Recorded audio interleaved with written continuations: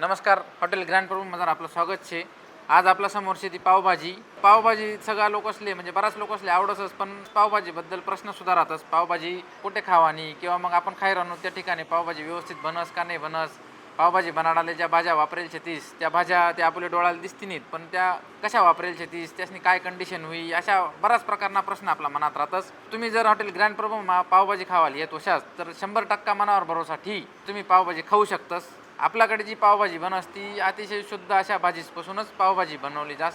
पावभाजीसाठी वापरला जाणारा पावसुद्धा तितकाच चांगला आणि तितकाच स्वच्छ पद्धतीनं बनाडेल अशा पाव शेतस. तर त्यामुळे तुम्ही अजिबात चिंता करा नाही. बिंदास्त मनावर भरोसाठी आणि एकदा फक्त पावभाजी ट्राय करा. आणि मुंबईमध्ये पावभाजी खूप जास्त फेमस आहे. तर आपल्या हॉटेलला आल्यानंतर तुमले तोच फील की तुम्ही मुंबईमध्ये इन पावभाजी खाई राहणार. तर एकदा चांगली आणि शुद्ध पावभाजी तुम्ही एकदा खाई बघा आणि तिने चव कशी वाटणी हे मला सांगा ना, अजिबात विसरू नका. धन्यवाद.